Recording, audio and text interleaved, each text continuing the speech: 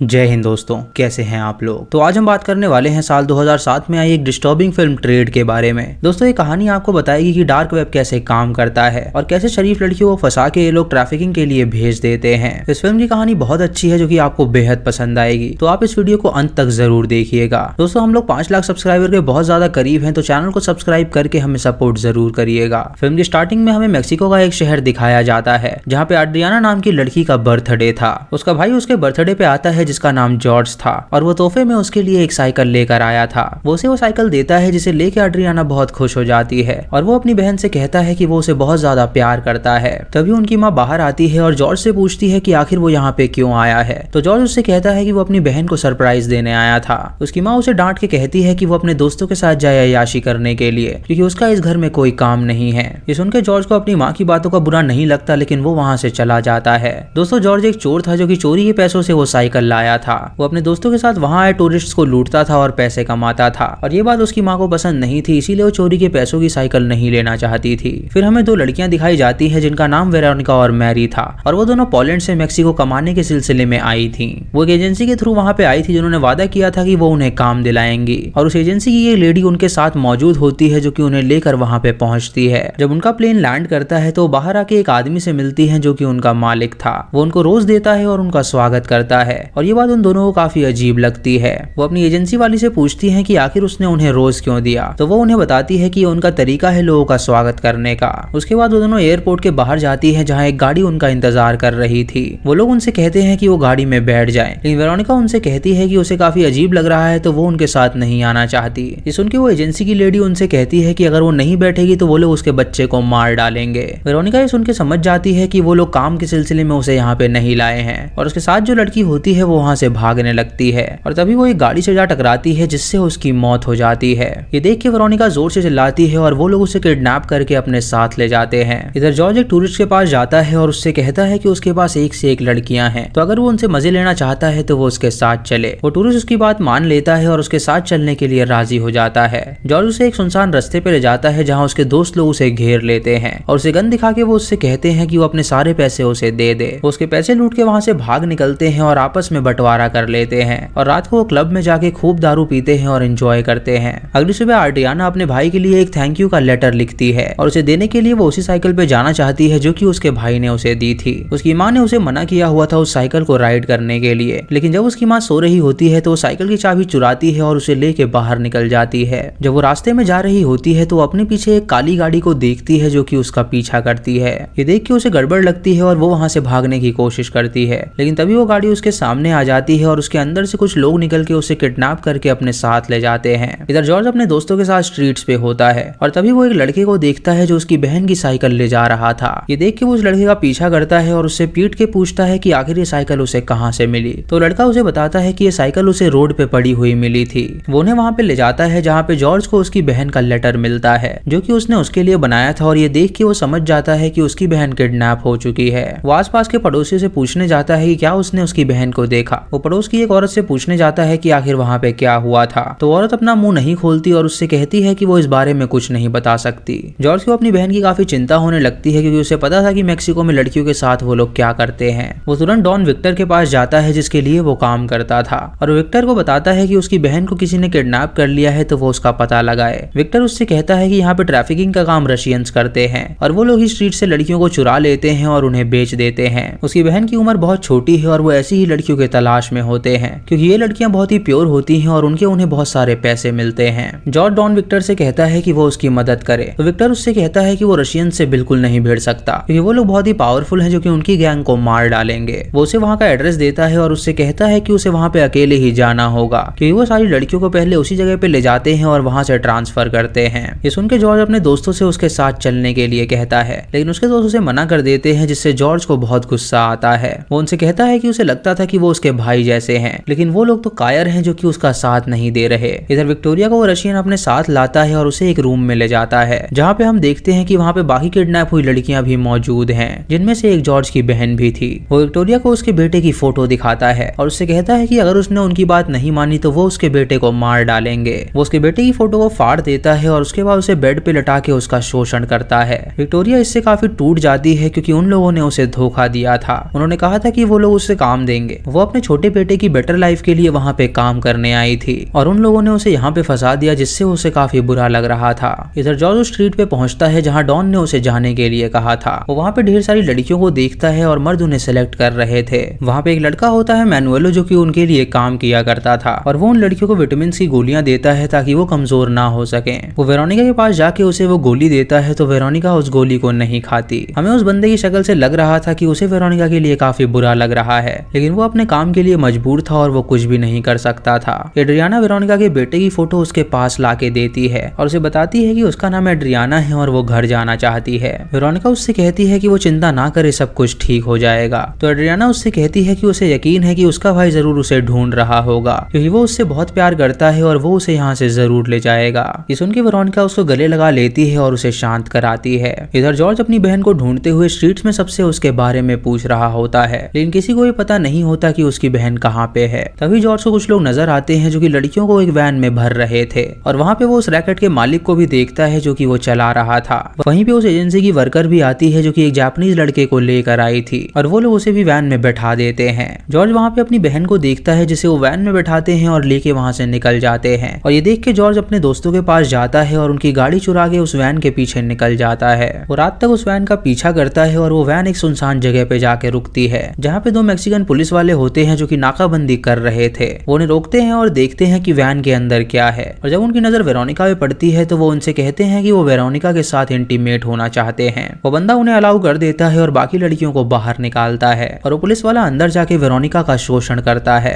मैनुएलो बाकी लड़कियों को कपड़े देता है और उनसे कहता है कि वो अच्छे से पोजेस दें। एड्रियाना पोज नहीं दे रही होती तो वो उसे डांटता है और उससे कहता है कि अगर वो ऐसा नहीं करेगी तो वो उसे मार डालेगा और डर के मारे एड्रियाना पोजेस देती है और वो उसकी फोटो खींचता है ताकि वो उन लड़कियों की फोटो को डार्क वेब पे पोस्ट कर सके और उनका ऑक्शन हो सके। जॉर्ज दूर खड़ा होकर ये सब देख रहा होता है लेकिन वो कुछ भी नहीं कर पाता क्योंकि पुलिस वहाँ पे मौजूद थी और अगर वो कुछ करता तो पुलिस वाले उसे शूट करके मार डालते। अपनी बहन को इस हालत में देख के वो बहुत रोता है और उसे बचाने का सोचता है और जब वो वैन वहाँ से निकलती है तो वो उस वैन का दोबारा पीछा करने लगता है। तभी उसकी गाड़ी का फ्यूल खत्म हो जाता है तो वो अपनी गाड़ी को वहीं पे छोड़ देता है और दौड़ते हुए उस वैन का पीछा करता है, लेकिन अचानक वो वैन गायब हो जाती है। वो भागते हुए एक गाँव में पहुंचता है जहाँ पे वो उस वैन को ढूंढने लगता है और तभी उसे वो वैन खड़ी हुई नजर आती है जिससे वो समझ जाता है कि वो लोग वहीं पर हैं। उन सभी लड़कियों को अबैंडन्ड घर के बेसमेंट में रखा जाता है। एड्रियाना वेरोनिका के पास आती है और उससे कहती है कि वो कुछ खा ले तो वेरोनिका उससे कुछ खाने से इनकार कर देती है। जब मैनुएलो ये देखता है तो वेरोनिका के पास आके उससे कहता है कि वो खाना क्यों नहीं खा रही तो वेरोनिका उससे कहती है कि वो नहीं जानती कि वो दिन कब आएगा। तो वेरोनिका उससे कहती है कि वो एक ना एक दिन सफर जरूर करेगा क्योंकि वो जो भी कर रहा है वो बहुत बड़ा पाप है। उसकी बात सुन के मैनुएलो हंसता है और उससे कहता है कि ये कभी सच नहीं होने वाला। इधर जॉर्ज दुकान पे पहुंचता है और बहुत देर बाद पानी पीता है और फिर वो अपनी माँ को कॉल करता है, लेकिन वो उससे बात नहीं कर पाता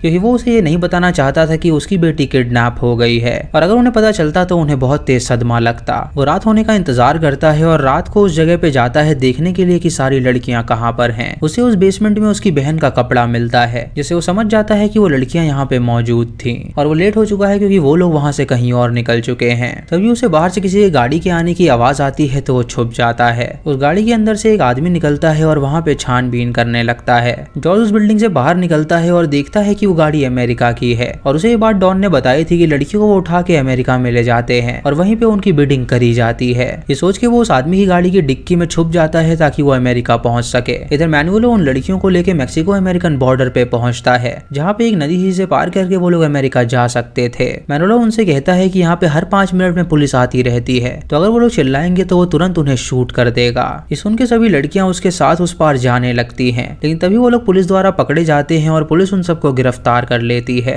इधर वो आदमी अपनी गाड़ी लेके मैक्सिको के होटल में पहुंचता है और वहाँ पे अपनी पत्नी को कॉल करता है और उससे कहता है कि वो जल्दी घर लौट आएगा। उसकी बीवी उसे बताती है कि उनकी कैट बहुत ही बीमार हो गई है और वो कल उसे डॉक्टर के पास ले जाएगी। दोस्तों उस आदमी का नाम रे होता है और वहाँ पे वो अपनी बेटी को ढूंढने आया था जो कि बहुत सालों पहले बेच दी गई थी और अब वो बड़ी हो गई थी। वो अपनी बेटी की बहुत पुरानी फोटो देखता है और उसे याद करता है। अगली सुबह वो बॉर्डर पे पहुंचता है और वहाँ की पुलिस को अपना कार्ड दिखाता है जिससे हमें पता चलता है कि वो भी एक ऑफिसर है, इसीलिए वो पुलिस वाले उसकी तलाशी नहीं लेते और उसे वहाँ से जाने देते हैं। इधर पुलिस उन सभी लोगों को वापस मैक्सिको भेजने की तैयारी कर रही होती है और वेरोनिका एक इंस्पेक्टर के पास जाके मदद मांगती है और उससे कहती है कि वो लोग किडनैप हुए हैं। इस उनके इंस्पेक्टर उसकी बातों पे हंसता है और उससे कहता है कि हर कोई ऐसा ही कहता है ताकि वो लोग अमेरिका में ही हमेशा रह सके। इधर रे एक गैस स्टेशन पे पहुंचता है जहाँ पे वो अपनी गाड़ी में पेट्रोल भरवाता है और तभी उसे अपनी डिक्की से आवाज आती है तो वो डिक्की खोलता है। उसके अंदर से जॉर्ज निकलता है तो वो उसे पकड़ लेता है। वो उससे पूछता है कि आखिर वो उसकी डिक्की में क्या कर रहा था। तो जॉर्ज उसे बताता है कि वो कोई चोर नहीं है बल्कि वो अपनी बहन को ढूंढने के लिए आया है। रे उसे बताता है कि वो इंस्पेक्टर है और उसे गिरफ्तार करके वो पुलिस स्टेशन ले जाने लगता है।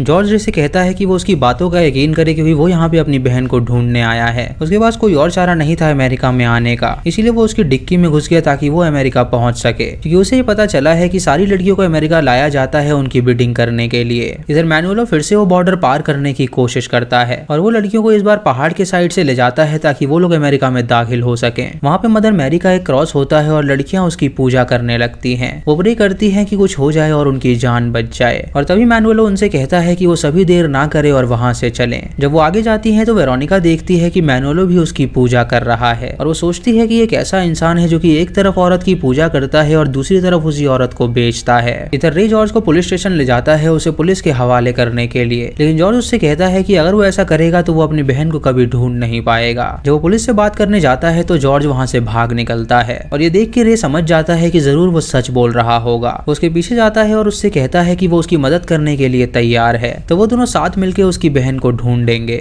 जॉर्ज उसे बताता है कि उन्हें न्यू जर्सी जाना होगा क्योंकि वहीं पे वो बिडिंग होती है। तो वो उससे कहता है कि न्यू जर्सी यहाँ से बहुत दूर है तो उन्हें गाड़ी से वो सफर तय करना होगा। जॉर्ज रे को अपनी बहन की तस्वीर दिखाता है और उससे कहता है कि उसे उसी की तलाश है। तो रे उससे कहता है कि न्यू जर्सी में उसके कुछ कॉन्टैक्ट्स हैं, तो वो उनसे मदद मांगेगा ताकि वो लोग उसकी बहन को ढूंढ सके। इधर मैनुएलो अपनी वैन को एक सुनसान जगह पे ले जाता है जहाँ पे कुछ कस्टमर्स होते हैं जो कि लड़कियों को देख के उन्हें खरीद के उनके साथ कुछ गलत करते हैं। मैनुएलो एड्रियाना से कहता है कि वो तुरंत बाहर आए, तो वेरोनिका उससे कहती है कि वो बच्ची है तो वो उसे छोड़ दे, उसकी जगह उसे ले जाए और जो वो कहेगा वो करेगी। ये सुन के मैनुएलो उसे एक मुक्का मार देता है जिससे वो बेहोश हो जाती है और उसके बाद वो एड्रियाना को बाहर ले जाता है। एक बूढ़ा आदमी एड्रियाना के लिए पैसे देता है और उसे अपने साथ ले जाने लगता है। मैनुएलो उस आदमी से कहता है कि ये लड़की वर्जिन है तो वो इसके साथ इंटीमेट ना हो और बाकी कुछ भी कर सकता है। वो बंदा एड्रियाना को झाड़ियों में ले जाता है जहाँ पे बहुत सारी लड़कियों का शोषण हो रहा था और ये देख के वो बच्ची काफी डर जाती है और रोने लगती है। कुछ देर बाद एड्रियाना जब वापस आती है तो वो बहुत ज्यादा रोती है और अंदर ही अंदर उसे गुस्सा आ रहा होता है क्योंकि वो लोग उसके साथ बहुत गलत काम कर रहे थे। तो रोता हुआ देख के वेरोनिका को बहुत बुरा लगता है और वो उसे संभालती है। उधर एक जापानीज लड़का होता है जिसे मैनुएलो का आदमी वहाँ पे आके इंजेक्ट कर देता है क्योंकि उसे एक बायर मिल गया था और उसे उन लोगों ने बेच दिया था। रास्ते में वो उस लड़के को उस बायर को दे देते हैं और वो बायर उसे अपने साथ ले जाता है। इधर रे और जॉर्ज एक होटल में पहुंचते हैं जहाँ रे अपनी बीवी को कॉल करता है और उससे पूछता है कि उनकी कैट अब कैसी है। उसकी बीवी उसे बताती है कि उनकी कैट अब मर चुकी है और वो जानती है कि वो कहाँ पर है और वो किसको ढूंढने गया है। वो उससे पूछती है कि क्या उसकी बेटी उसे मिली, तो रे उससे कहता है कि वो उसकी तलाश कर रहा है और बहुत जल्द वो उसे ढूंढ लेगा। उसके बाद रे और जॉर्ज रेस्टोरेंट में बैठते हैं वहाँ पे कुछ खाना खाने के लिए। तभी रे की नजर एक आदमी पे पड़ती है जो कि उस जापानीज लड़के को कुछ खाना खिला रहा था। ये देख के उसे काफी अजीब लगता है और वो समझ जाता है कि जरूर कोई गड़बड़ है। जब जॉर्ज उस लड़के को देखता है तो वो रे से कहता है कि वो उस लड़के को जानता है, वो उसकी बहन के साथ था और उसे भी उस वैन में डाला गया था। ये देख के वो दोनों बाहर निकलते हैं और उस आदमी को पकड़ लेते हैं। जॉर्ज उस आदमी को बुरी तरह पीटता है जिससे उसके नाक से खून निकलने लगता है और रे उसे संभालता है और उससे कहता है कि वो बाहर जाके इस लड़के को पुलिस के हवाले कर दे और तब तक वो इस आदमी से कुछ बात करके आ रहा है। ये सुन के जॉर्ज उस लड़के को अपने साथ ले जाता है और पुलिस के हवाले कर देता है और रे उस आदमी से पूछता है कि आखिर उसने इस लड़के को कहाँ से खरीदा। वो आदमी कुछ भी बताने को तैयार नहीं था, तो रे उससे कहता है कि अगर वो उन्हें नहीं बताएगा तो वो उसे पुलिस के हवाले कर देगा और अगर वो उसे सारी बात बता देगा तो वो उसे यहाँ से जाने देगा। वो आदमी उसे उस डार्क वेब की साइट के बारे में बता देता है कि उस पर लॉग इन कैसे करना है और उससे कहता है कि वहाँ पे और भी लड़कियां हैं जिन्हें वो खरीद सकता है। ये सुन के रे बाहर आ जाता है और जॉर्ज से कहता है कि उन्हें तगड़ी इन्फॉर्मेशन मिल गई है और तभी पुलिस वहाँ पे आके उस आदमी को भी गिरफ्तार कर लेती है। इधर उन सभी लड़कियों को होटल में रखा जाता है जहाँ वेरोनिका देखती है कि एड्रियाना बहुत ज्यादा रो रही है। एड्रियाना उससे कहती है कि वो बहुत दर्द सह चुकी है और वो अब अपने घर जाना चाहती है। तो वेरोनिका उसे शांत कराती है और उससे कहती है कि सब कुछ ठीक हो जाएगा। तभी वहाँ पे लड़का आता है जो कि उन दोनों को विटामिन की गोलियां देता है खाने के लिए और वेरोनिका जब उसे खाने से इनकार कर देती है तो वो बंदा उसका गला दबाने लगता है। उससे कहता है कि अगर वो उसकी बात नहीं सुनेगी तो वो उसे बुरी तरह पीटेगा और डर के मारे वेरोनिका को वो खाना ही पड़ता है। इधर रे एक साइबर कैफे में जाता है और उस डार्क वेब की साइट को लॉगिन करने की कोशिश करता है। वो उस आदमी के आईडी और पासवर्ड से लॉगिन करता है और वो उसके अंदर घुस जाता है जहाँ पे वो ढेर सारी लड़कियों की तस्वीरों को देखता है और उसके ऊपर लिखा था कि उनकी बिडिंग कब स्टार्ट होगी। जॉर्ज वहाँ पे अपनी बहन को भी देखता है और उससे कहता है कि ये उसकी बहन है और उन्हें पता चलता है कल 2 बजे उसकी बिडिंग स्टार्ट होने वाली वाली है। ये देख के रे अपने एक दोस्त को फोन करता है और उससे कहता है कि उन्हें एक लड़की की बिडिंग होने से बचानी है। तो वो बंदा उससे कहता है कि वो उससे मिलने और सारी इन्फॉर्मेशन दे। रे बाहर आके जॉर्ज से कहता है कि उसने अपने दोस्त से बात कर ली है और वो साइबर क्राइम में काम करता है, तो वो लोग शायद उसकी मदद करेंगे और उसकी बहन को बचा लिया जाएगा। अगली सुबह जब वेरोनिका की आंखें खुलती हैं तो वो देखती है कि उनके साथ में एक लड़की थी, उसको बेच दिया गया था। ये देख के वो समझ जाती है कि अब अगला नंबर उसका और एड्रियाना का है, क्योंकि वही दोनों अब वहाँ पे सिर्फ अकेली बची हुई थी। मैनुएलो के पास उसकी मालकिन का कॉल आता है, जो कि उससे कहती है कि बाकी जो बची हुई लड़कियां हैं वो उसे उसके घर में ही ले आए और वहीं से वो उसकी बिडिंग ऑर्गेनाइज करके उन्हें बेच देंगे। उसका ऑर्डर सुन के मैनुएलो उन लड़कियों को उठाता है और उन दोनों को वहाँ पे ले जाने के लिए निकल जाता है। रास्ते में वो दोनों एक जगह पे रुकते हैं पी करने के लिए और तभी वेरोनिका मौका देख के एड्रियाना को उठाती है और उनसे कहती है कि उन्हें यहाँ से निकलना होगा। वो वैन का पीछे का दरवाजा खोलती है और वहाँ से बाहर निकल जाती है और वहाँ से भाग के शहर की ओर जाती है, लेकिन वो दोनों उसे देख लेते हैं और वैन से उन दोनों का पीछा करने लगते हैं। वहाँ पहुँच के उन दोनों को लगता है कि अब उनकी जान बच गई है और वेरोनिका एड्रियाना से कहती है कि वो पुलिस के पास जाए और उन्हें सारी बात बता दे और खुद वो एक टेलीफोन बूथ के पास जाती है अपनी माँ को कॉल करने के लिए। वो अपनी माँ को कॉल करती है और उससे पूछती है कि क्या उसका बेटा सेफ है। तो उसकी माँ उसे बताती है कि एजेंसी के लोग उसके बाद उसके बेटे को भी ले गए और उसे उन लोगों ने कहा था कि वो उसे मिलाने के लिए ले जा रहे हैं। ये सुन के वेरोनिका समझ जाती है कि उन्होंने उसके छोटे से बच्चे की भी बिल्डिंग कर दी है और उन लोगों ने उसे धोखे में रखा हुआ है कि उसका बच्चे को वो लोग मार डालेंगे, बल्कि असली में शायद उसके बच्चे को उन्होंने मार डाला होगा। एड्रियाना पुलिस के पास जाने के बजाय वेरोनिका के पास आ जाती है उसे संभालने के लिए, लेकिन तभी मैनुएलो और उसका साथी वहाँ पे आते हैं और उन दोनों को वापस से किडनैप कर लेते हैं। मैनुएलो वेरोनिका को बुरी तरह पीटता है और उससे कहता है कि उसकी हिम्मत कैसे हुई यहाँ से भागने की, और वेरोनिका चुपचाप उसकी बातें सुन रही होती है क्योंकि उसके बेटे को उन लोगों ने मार डाला था और उसके पास जीने का कोई मकसद ही नहीं था। मैनुएलो वेरोनिका से कहता है कि वो उसे अच्छी तरह सबक सिखाएगा और उसे एक सुनसान पहाड़ी पे ले जाके वो उसे बुरी तरह पीटने वाला था। उसे पीटने के लिए वो अपनी बेल्ट निकालता है और उससे कहता है कि वो अपने कपड़े उतारे, लेकिन तभी वेरोनिका पीछे मुड़ती है और उससे कहती है कि वो अब जा रही है और वो ये बात जानती है कि उसे उसके पापों की सजा जरूर मिलेगी। ये सुन के मैनुएलो हैरान हो जाता है और उससे पूछता है कि वो कहाँ पे जा रही है और तभी वेरोनिका पहाड़ी से नीचे कूद के अपनी जान दे देती है। ये देख के मैनुएलो को बहुत बुरा लगता है और वो सोचता है कि आखिर उसने ये क्या कर दिया। उसको इस बात से काफी धक्का लगता है, लेकिन वो कुछ भी नहीं कर सकता था। अगली सुबह वो एड्रियाना को लेके अपनी मालकिन के घर पहुंचता है, जहाँ पे वो उसका स्वागत करती है और एड्रियाना से पूछती है कि क्या वो ठीक है। एड्रियाना उससे कहती है कि वो अपने घर जाना चाहती है, तो लेडी उससे कहती है कि वो चिंता ना करे, उसे एक नया मर्द मिल जाएगा। उसके बाद वो मैनुएलो से पूछती है कि दूसरी लड़की कहाँ पर है, तो मैनुएलो उसे झूठ बोलता है कि वो लड़की वहाँ से भाग निकली है। ये सुन के उसकी मालकिन समझ जाती है कि वो झूठ बोल रहा है और वो उससे कहती है कि अब जो पैसे उसे मिलने वाले थे वो पैसे उसे नहीं मिलेंगे। इधर रे और जॉर्ज न्यू जर्सी पहुंच जाते हैं और वहाँ के एक होटल में जाते हैं, जहाँ पे रे इंटरनेट चलाता है और देखता है कि उसकी बहन की बिडिंग बहुत जल्दी होने वाली है। रे उससे कहता है कि वो चिंता ना करे, वो अपने दोस्त से बात करने जा रहा है। वो तुरंत साइबर क्राइम ऑफिस में जाता है और अपने दोस्त से मदद मांगता है, लेकिन उसका दोस्त उससे कहता है कि वो इस बारे में उसकी कोई मदद नहीं कर सकता क्योंकि ये बिडिंग अमेरिका में होती है और उसके लोकेशन कई जगह चेंज होते रहते हैं, तो उनके लिए उन लोगों को ट्रैक करना बहुत ही मुश्किल हो जाता है। ये सुन के रे को बहुत बुरा लगता है और वो उससे कहता है कि वो किसी काम का नहीं है। उसके बाद वो अपने होटल रूम में जाता है, जहाँ वो अपनी बीवी को कॉल करता है, जहाँ उसकी बीवी उससे पूछती है कि क्या उसे उसकी बेटी मिली, तो वो उसे बताता है कि अभी तक वो उसकी तलाश कर रहा है लेकिन वो उसे नहीं मिल पाई है। तभी जॉर्ज वहाँ पे आता है और उससे पूछता है कि आखिर वो किससे बात कर रहा था, तो रे उसे बताता है कि वो उसकी बीवी थी जो कि उससे बहुत ज्यादा प्यार करती है। जॉर्ज उससे पूछता है कि आखिर वो किसको तलाश कर रहा है, तो रे उसे बताता है कि जब उसकी शादी हुई थी तो कुछ साल बाद उसे एक लड़की मिली थी जिससे उसे प्यार हो गया था और वो एक्स्ट्रा मैरिटल अफेयर में था। उस लड़की से उसे एक बेटी हुई थी, लेकिन उसे पता चला कि वो किसी और की बेटी है, इसीलिए उसने उस लड़की को छोड़ दिया और वो उस मर्द के साथ रहने लगी। वो वापस अपनी पहली बीवी के पास चला गया और उसने उसे एक्सेप्ट भी कर लिया क्योंकि वो उसे तब भी उतना ही प्यार करती थी जितना पहले किया करती थी। 10 साल बाद उसकी दूसरी बीवी की मौत हो गई और पुलिस को वहाँ पे एक लेटर मिला जो कि वो उसे देने आई। उस लेटर में ये लिखा था कि उनकी जो बेटी थी वो उसी की थी और उसने उसे झूठ कहा था ताकि वो उस आदमी के साथ रह सके। उसने पुलिस से पूछा कि क्या उन्हें वो बच्ची मिली है, तो पुलिस ने उसे उस बच्चे की फोटो दिखाई और उससे कहा कि वो बच्ची उन्हें नहीं मिली, और उन्होंने उसे ये भी बताया कि उस बच्ची को शायद उस औरत ने बेच दिया है क्योंकि वो औरत बहुत ही ज्यादा नशीले पदार्थ लेने लगी थी और उन्हें खरीदने के लिए वो किसी को भी बेचने के लिए तैयार थी। इसीलिए वो मेक्सिको में गया था अपनी बेटी को ढूंढने के लिए, लेकिन उसकी बेटी उसे नहीं मिली और न जाने वो कहाँ पे होगी। जॉर्ज उससे कहता है कि अब तो उसकी उम्र बड़ी हो गई होगी, तो वो उससे कहता है कि उसे ढूंढते हुए उसे 15 साल हो गए हैं और अब उसकी उम्र 25 साल की होगी। इधर वो लड़की एड्रियाना को तैयार कर देती है क्योंकि उसकी बिडिंग होने वाली थी। एड्रियाना ऊपर वाले से प्रे करती है कि जो भी आदमी उसे खरीदे वो काफी पोलाइट हो और वो उसे टॉर्चर बिल्कुल ना करे। इधर रे और जॉर्ज भी कंप्यूटर के सामने होते हैं ताकि वो बिडिंग में हिस्सा ले सके। वो अपना एक फेक नाम बनाते हैं और उस साइट पे लॉग इन करते हैं और जब वो बिडिंग स्टार्ट होती है तो वो लोग बोली लगाना शुरू करते हैं। एड्रियाना को पाने के लिए बहुत सारे बिडर आते हैं जो कि ढेर सारी अमाउंट देने को तैयार थे। रे जॉर्ज से कहता है कि जब तक बिडिंग समाप्त ना हो जाए वो बिडिंग करता ही रहे और जब बिडिंग खत्म होने 5 सेकंड बचे होते हैं तो जॉर्ज सबसे ज्यादा बिडिंग लगाता है जिससे वो बिडिंग जीत जाता है और उसकी बहन अब उसके पास आने वाली थी। उसके बाद रे को उस लड़की का कॉल आता है जो कि उससे कहती है कि वो बिडिंग जीत चुका है और उसका पैकेज उसका इंतजार कर रहा है तो वो पैसे लेके उसके एड्रेस पे पहुंच जाए। रे पैसे लेके उनके दिए हुए एड्रेस पे पहुंचता है जो कि एक शॉपिंग मॉल के पार्किंग के बाहर था। वहाँ पे मैनुअलो उससे मिलने आता है जो कि उससे पूछता है कि क्या उसके पास पैसे हैं तो रे उससे कहता है कि वो सारे पैसे अपने साथ लेकर आया है।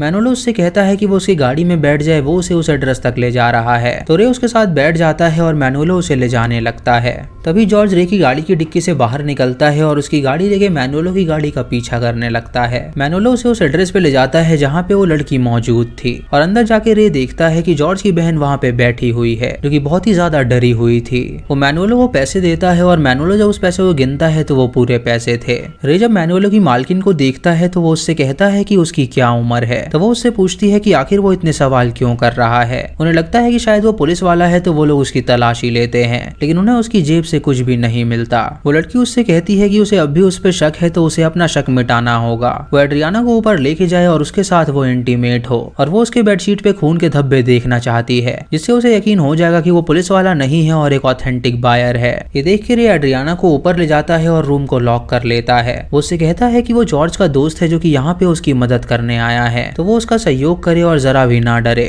ये सुन के एड्रियाना उसकी बात पे यकीन कर लेती है और उसका साथ देने के लिए राजी हो जाती है। वो वॉशरूम में जाती है और अपने प्राइवेट पार्ट से खून निकाल के वो चादर पे लगा देती है लेकिन तभी मैनुअलो वहाँ पे आ जाता है जो कि ये सब देख लेता है। तभी एड्रियाना मैनुअलो को रोकती है और उससे कहती है कि वो याद रखे कि वेरोनिका उसे देख रही है और अभी भी मौका है कि वो उसकी मदद करके अपने पापों को धो ले। ये सुन के मैनुअलो की आंखें भर आती हैं और वो नीचे जाके अपनी मालकिन को कहता है कि सब कुछ ठीक है। उसके बाद उसकी मालकिन रे और उसे वहाँ से रवाना करने वाली होती है और रे जब उस लड़की की आंखें देखता है तो उसे याद आता है कि वो उसकी दूसरी बीवी की तरह है। वो उससे कहता है कि उसकी आंखें उसे किसी की याद दिलाती हैं जिससे हम ये समझ पाते हैं कि रे को पता लग गया था कि शायद वो लड़की उसकी बेटी है जिसको उसकी माँ ने बेच दिया था और अब वो उस गैंग की मेंबर है जो कि उनके लिए काम कर रही है। इधर जॉर्ज एक हथियार लेके उनके बाहर आने का इंतजार करता है और जब वो सभी बाहर निकलते हैं तो जॉर्ज उस हथियार से मैनुअलो पे हमला कर देता है जिससे वो जख्मी हो जाता है और वो जमीन पे गिर जाता है। तभी वो लड़की रे पे गन तान देती है और उसे मारने वाली होती है